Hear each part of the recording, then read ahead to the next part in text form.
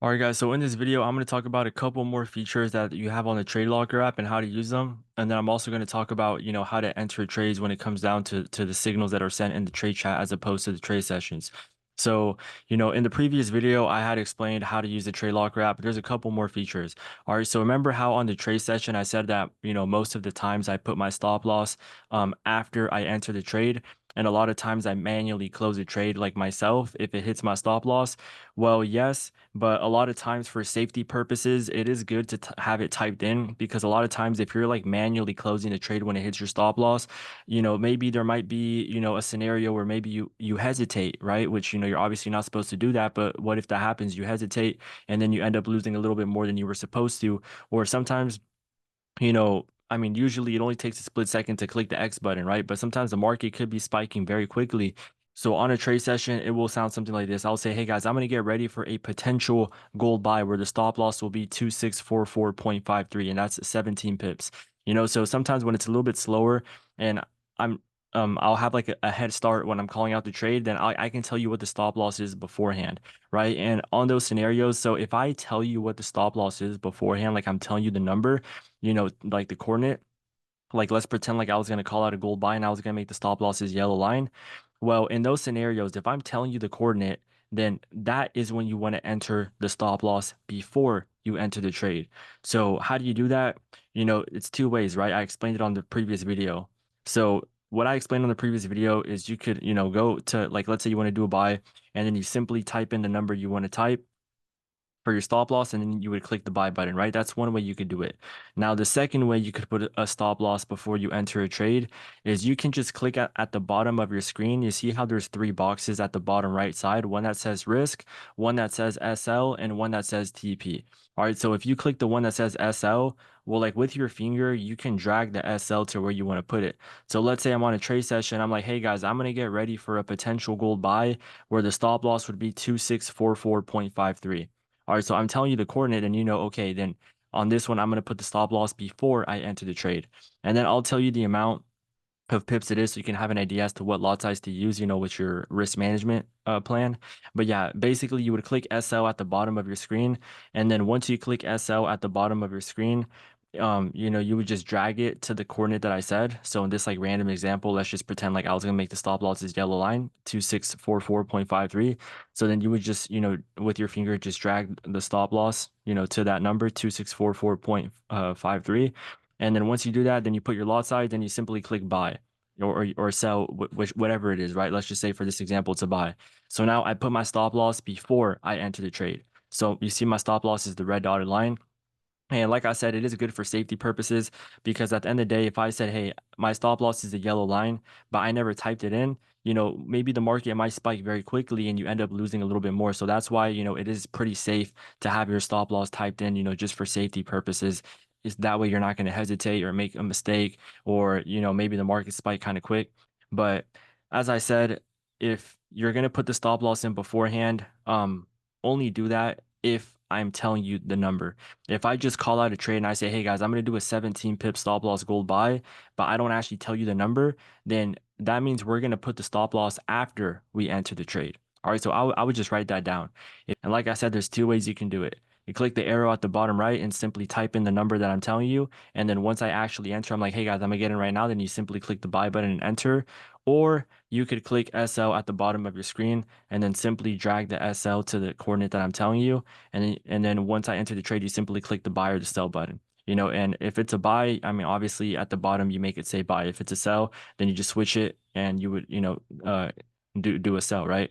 And that's pretty much, the second way you can do it. Now, the very last um feature that Tradelocker has is, do you see how at the bottom of the screen there's the three boxes, one that says risk, one that says SL, and one that says TP.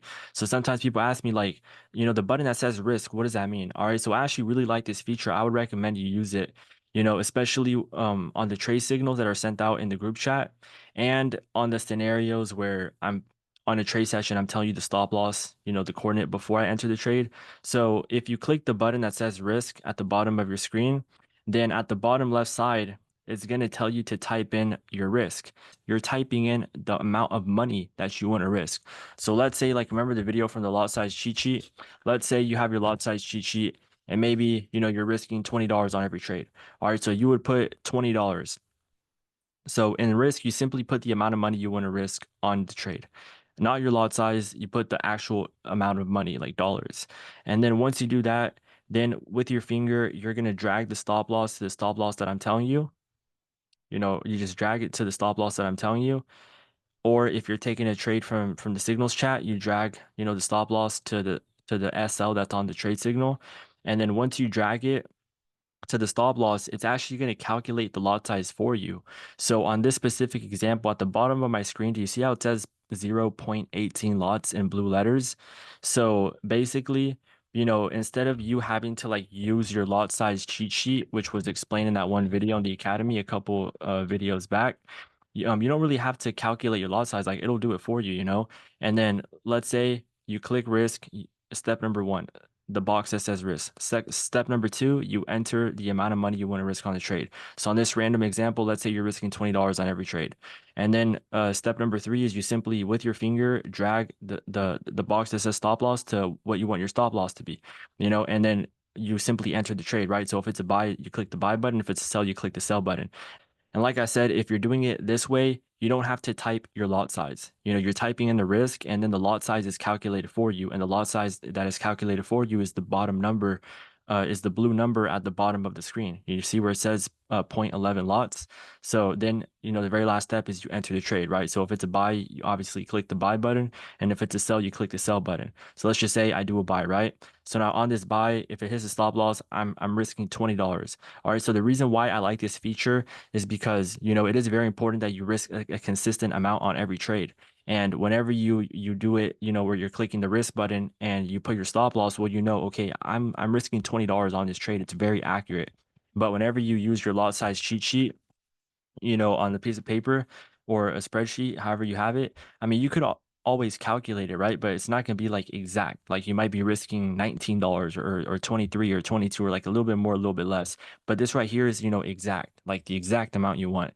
And then also, if you're closing the trades manually, maybe you had planned on risking $20, but then it spiked a little quicker and you ended up, risking 30.